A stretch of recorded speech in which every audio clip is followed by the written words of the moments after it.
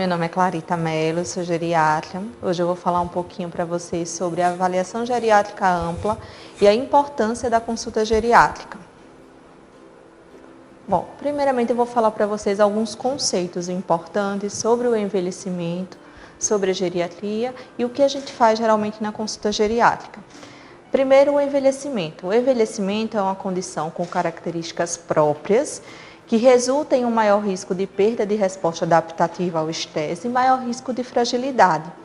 A avaliação do idoso ela é sempre individual, porque o idoso é heterogêneo, né? A questão da idade, a questão da faixa etária é apenas um dado do envelhecimento, que não caracteriza totalmente o indivíduo. Os hábitos de vida são extremamente importantes para o envelhecimento com qualidade. E o envelhecimento ele é multidimensional, ou seja, não tem apenas um fator envolvido. Não é apenas um fator de comorbidade, não é apenas um fator de uso de medicamentos, é uma série de fatores, é uma rede que está envolvida no envelhecimento que eu vou falar um pouquinho no decorrer dessa aula. Aqui eu trago duas idosas que vão ser abordadas no decorrer da apresentação para a gente fazer uma comparação bem clara do que é o envelhecimento e de como ele pode ser heterogêneo em duas pessoas, em dois indivíduos da mesma faixa etária. Então, essa primeira idosa é uma idosa frágil, tá certo? É uma idosa de 90 anos, é uma idosa que precisa de auxílio de terceiros para deambular. Ela já tem uma questão cognitiva, já tem um declínio cognitivo importante, já se perdeu algumas vezes, vem esquecendo o nome dos parentes, isso vem limitando muito a sua funcionalidade, a sua independência, e isso faz com que ela seja mais dependente funcionalmente dos seus familiares e de quem está ao seu redor. Em contrapartida, essa outra idosa é uma idosa também de 90 anos, mas é uma idosa com cognição praticamente preservada, funcionalmente independente, ela é ativa, ela pratica atividade física, inclusive é uma ginasta. Então, são duas idosas, ambas de 90 anos, eu vou denominar Francisca e Antônia, e elas vão ter o envelhecimento, elas vão ser dois indivíduos, duas pessoas idosas totalmente diferentes e divergentes, mesmo tendo a mesma idade. Então, o que a gente planta, vamos dizer assim, né, durante toda a nossa vida, desde quando somos jovens, a gente vai colhendo no decorrer da vida, inclusive no nosso envelhecer, né, na melhor idade. Então, falando um pouquinho sobre a geriatria, enfim, o que é a geriatria? Então, a geriatria é uma especialidade médica responsável pelos aspectos clínicos do envelhecimento e pelos amplos cuidados de saúde necessários à pessoa idosa. E é uma especialidade que é já falada já há muito tempo, não é de hoje. Desde 1909, o médico Ignaz Leo Naschner, ele começou a ver que o cuidado do paciente idoso, o cuidado desse paciente, do paciente, né, idoso, ele era diferenciado. Ele a abordagem era diferente do adulto jovem. Em 1912, houve o surgimento da Sociedade de Geriatria de Nova York, e mais na frente, em 1935, a médica Marjorie Warren, que é considerada mãe da geriatria, ela começou a implementar as ações de avaliação geriátrica especializada com seus idosos, com seus pacientes idosos, e a desenvolver uma avaliação multidimensional, porque a gente não tem como focar em apenas um ponto, né? O envelhecimento ele envolve uma série de fatores, uma série de redes, que eu vou falar um pouquinho para vocês no decorrer da apresentação. Mas, afinal, o que faz e como se forma um geriatra? É uma pergunta bem importante, né? O geriatra ele é o profissional médico especializado no cuidado da pessoa idosa. Ele está capacitado para cuidar da pessoa idosa. A formação, a especialização, né, são 2 anos de clínica médica, é um pré-requisito, mais 2 anos de geriatria. E o geriatra ele tem que trabalhar em conjunto e integrado com a equipe multidisciplinar, ou seja, com outros profissionais da saúde que vão trabalhar visando a promoção, a prevenção à saúde e a reabilitação da pessoa idosa. Ou seja, o geriatra ele nunca trabalha sozinho, ele precisa da equipe multidisciplinar. Então, a gente sempre vai estar junto com o fisioterapeuta, com o fonoaudiólogo, com o terapeuta ocupacional, com o enfermeiro, com o psicólogo, nutricionista, educador físico, dentre outros profissionais que visem a promoção e a prevenção da saúde da pessoa idosa. Esse é o grande foco da geriatria. E por que procurar um geriatra? Primeiramente, a gente sempre tende a pensar assim, vou procurar um médico para ele cuidar da minha doença e efetivar o meu tratamento medicamentoso. Esse é um dos fatores. Mas a principal linha do geriatra é promover a saúde e prevenir agravos tanto de comorbidades quanto agravos que possam ocorrer com o envelhecimento. Uma grande parte dos idosos, eles apresentam múltiplas comorbidades, utilizam vários medicamentos, e isso vai trazer um maior risco para efeitos adversos, para fragilidade e maior impacto funcional e cognitivo, que dentro dos domínios da cognição está a memória. O geriatra quer evitar que isso ocorra, quer dar mais qualidade de vida a essa pessoa idosa. O geriatra também ele tem que sempre buscar a senescência, ou seja, o envelhecimento saudável, o envelhecimento natural, e evitar a senilidade, que é o envelhecimento, enfim, do adoecimento, das comorbidades, da fragilidade, que é o que a gente quer evitar. Há uma necessidade sempre na geriatria de uma abordagem ampla e de uma consulta muito detalhada. Por isso que a consulta geriátrica ela é muito conhecida por ser uma consulta longa, ou seja, a primeira consulta geriátrica, por exemplo, ela tende a durar de 40 minutos a 1 hora, que de agora para frente vocês vão entender mais detalhadamente o porquê dessa consulta ser uma consulta mais demorada e a necessidade dessa demora. Bom, a consulta geriátrica é uma consulta clínica, né? O geriatra ele é um médico clínico, mas uma das ferramentas que nós utilizamos na geriatria, na consulta geriátrica, é a avaliação geriátrica ampla, que nós conhecemos como AGA. A AGA é um método de avaliação da pessoa idosa de caráter multidimensional, individualizado, englobando diversos aspectos do indivíduo, como questões clínicas, funcionais e psicossociais. Como eu falei anteriormente para vocês, o indivíduo idoso, enfim, o idoso, paciente idoso, ele é tido como único. Por mais que eles tenham a mesma idade, lembram de Dona Francisca e de Dona Antônia, elas têm a mesma idade, mas o envelhecer delas é heterogêneo, né? O envelhecimento é heterogêneo, então isso é muito importante, a gente olhar a pessoa idosa como um indivíduo único. Então, a consulta da Dona Francisca vai ser totalmente diferente da consulta da Dona Antônia. Então, a avaliação geriátrica ampla tem um caráter interdisciplinar e estruturado, ou seja, tem um envolvimento muito importante da equipe multidisciplinar, que eu já falei um pouquinho para vocês dessa importância.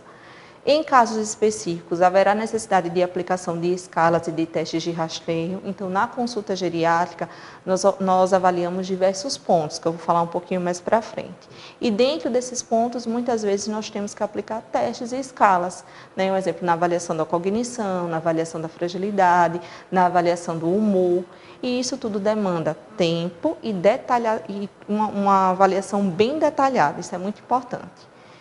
Ou seja, né, o que foi dito esse último quadradinho, tudo demanda muito tempo. Então, a avaliação geriátrica ampla vai verificar uma série de fatores. O primeiro deles é a cognição, que dentro dos domínios está a memória. Ou seja, a gente vai tentar buscar efetivamente desse idoso se ele tem alguma queixa cognitiva, alguma queixa da memória, algo que esteja impactando realmente, né, principalmente na sua funcionalidade, que a funcionalidade é em relação às atividades de vida diária que essa pessoa idosa desempenha. Então, por exemplo, a Dona Francisca é aquela idosa mais frágil, ela tem uma dependência importante para as atividades instrumentais, tá certo? Então, assim, quais são as atividades instrumentais? É manejo de finanças, manejo de medicações, ela precisa do auxílio dos filhos para esse manejo. Já a Dona Antônia é uma paciente totalmente independente. Lembram? As duas têm 90 anos, uma totalmente dependente para atividades instrumentais, ainda o autocuidado, que são as atividades básicas, ela consegue desenvolver, mas as instrumentais ela precisa de auxílio. Já a Dona Antônia é uma paciente totalmente independente, então ela paga suas contas, ela vai ao banco, ela vai ao supermercado, então ela é independente para as atividades mais finas, que exigem um pouco mais de raciocínio. Além disso, na consulta geriátrica, a gente vai também avaliar o quadro de instabilidade e quedas, ou seja, desde o momento que o paciente ele entra no nosso consultório, nós vamos avaliar a sua marcha, vamos indagar efetivamente se ele já tem alguma história de queda recente, se tem alguma tontura, se tem algum tipo de instabilidade ao deambular. Isso é importante para a gente poder determinar naquele momento se ele vai necessitar de algum auxílio para reabilitação ou não. E atrogenias, né, como eu falei anteriormente, o paciente, né, idoso, né, uma grande parte, tem múltiplas comorbidades, utilizam muitas medicações. Então, será que essas medicações estão sendo feitas de maneira correta? O idoso está conseguindo tomar as medicações de maneira correta? Essas medicações, será que elas interagem entre si? Será que na idade daquele idoso, aquela medicação é a mais adequada? Tudo isso vai ser avaliado nesse tópico de iatrogenias. Incontinências urinária e fecal também vai ser buscado efetivamente. A questão do humor, então avaliar se esse paciente tem algum transtorno depressivo, ansioso, que esteja impactando no seu dia a dia. Condições familiares e econômicas também é muito importante. Então, como é a estrutura familiar desse paciente, como é a questão financeira, né? Será que ele tem uma família que dá uma estrutura nesse processo do envelhecimento? Ele é um paciente mais sozinho? Então, tudo isso é muito importante.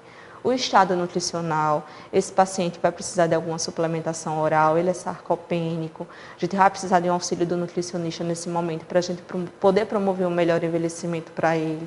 A questão da imobilidade, muitos idosos, muitos pacientes vão chegar para a gente já acamados ou semi-acamados, então nesse momento nós temos que continuar a nossa busca ativa e também buscar outros fatores que possam ser mais inerentes a esse idoso acamado, ou seja, esse idoso acamado ele pode ter mais atrofia, a gente vai precisar ativamente do físio para poder estimular um pouco mais e evitar que ele atrofie mais, questão de disfagia, avaliar a deglutição, se ele vai precisar, né, do auxílio da fono para poder a gente começar a trabalhar isso, questão nutricional que já foi falada, lesão por pressão que é muito comum, que são lesões típicas quando o idoso fica muito tempo na mesma posição, principalmente o idoso acamado, se tem essa lesão, será que essa lesão está infectada, será que a gente vai precisar fazer algum tratamento, vai precisar da enfermeira para poder a gente fechar essa lesão o mais rápido possível, ou seja, um ponto que a gente vai precisar ainda mais da equipe multidisciplinar.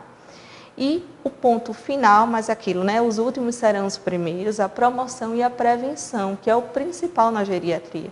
A nossa intenção é que o paciente chegue para a gente realmente em condições de a gente promover a saúde e prevenir agravos. Então, muitas vezes a gente tem a visão do geriatra de chegar já aquele idoso, já aquela imagem da dona Francisca, aquela idosa mais frágil, mais dependente. Mas a nossa intenção é que o paciente idoso ele chegue para a gente bem ativo, que a gente possa promover um envelhecimento com qualidade, a gente possa promover qualidade de vida. Essa é a intenção da geriatria e da avaliação geriátrica ampla. Então, quais os benefícios da AGA e da avaliação geriátrica? O primeiro ponto é que auxilia na tomada de decisões. Como vocês viram, é uma avaliação bem detalhada. Então, a gente vai conseguir esmiuçar bastante, né, a questão das comorbidades, a questão das condições de vida desse paciente. E isso vai nos ajudar na seleção das intervenções mais adequadas para cada paciente. A intervenção para a dona Francisca não vai ser a mesma intervenção para a dona Antônia. Né? A dona Francisca ela é mais dependente, ela é mais frágil, a dona Antônia ela é muito mais funcional. Então, vão ser abordagens totalmente diferentes, mesmo as duas apresentando a mesma idade. A AGA é uma ferramenta bem estabelecida na avaliação da saúde do idoso como um todo e ela nos dá o poder de intervenção, ou seja, a gente pode detectar o que está trazendo fragilidade àquele paciente e a gente pode intervir a tempo para manter esse paciente ativo, funcional e independente, ou seja, o envelhecimento ativo e saudável que a gente tanto busca. Então, concluindo nessa apresentação um pouquinho que eu falei, a gente tem que ver que cada pessoa ela terá o seu processo de envelhecimento. Então, a gente tem que ver a pessoa idosa como um indivíduo único. Ele é único, então não é porque um paciente tem a mesma idade do outro que ele vai ser tratado e avaliado e vai ser visto como a mesma pessoa. Não, cada um tem a sua história, tem os seus entremeios, né, as suas características que são únicas. Então, o avaliar e o tratar vai ser individual também. E este envelhecimento ele está atrelado aos seus hábitos de vida e condições de vida, né? Então, tudo isso está interligado. O geriatra ele está pronto a realizar os cuidados e tratamentos necessários à pessoa idosa, visando o aumento da expectativa de vida com qualidade. O que a gente quer na geriatria é qualidade de vida, né? É esse aumento da expectativa de vida com qualidade. É isso que a gente busca e que a gente vem buscando cada dia mais.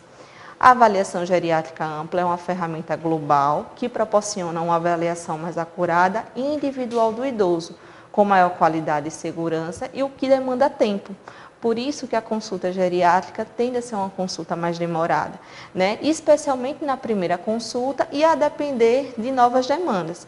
Por exemplo, a gente já viu a característica daquelas duas senhoras, Dona Francisca e Dona Antônia. Na próxima consulta, na segunda consulta, a Dona Antônia vem tranquila, continua com sua independência, continua fazendo suas atividades normais, não vem com grandes demandas. Já a Dona Francisca já vem um pouco mais frágil, teve uma nova queda, ficou mais tonta, está com a diminuição da ingesta. Então, a consulta, o retorno da Dona Francisca vai ser diferente da Dona Antônia. Então, são avaliações únicas e individualizadas. Por isso, que vamos procurar desde já envelhecer com qualidade. E como é que a gente busca esse envelhecimento com qualidade? Começando desde já a ajustar os nossos hábitos de vida, ou seja, a prática de atividade física, a alimentação, né, estruturação da família, isso é muito importante. Então, o contato familiar, né, a gente sempre buscar ter o contato familiar, uma rede familiar muito importante, né? Uma rede familiar que nos dê apoio no nosso envelhecimento. A nossa interação também social, isso é muito importante, principalmente na pessoa idosa. Então, estimular a interação social da pessoa idosa, isso é importantíssimo. E esse conjunto de coisas vai trazer um envelhecimento com mais qualidade. Ou seja, acho que o grande ponto dessa apresentação é a gente pensar o seguinte, que o indivíduo, que a pessoa idosa, é um indivíduo único, que a questão etária, a questão da idade é apenas um fator, que ele tem uma gama de características que o diferencia. Então, o indivíduo idoso, a pessoa idosa, tem que ser tratada como única e ter um acompanhamento e um tratamento individualizado, que é o que busca o geriatra. É isso, muito obrigada e obrigada pela oportunidade.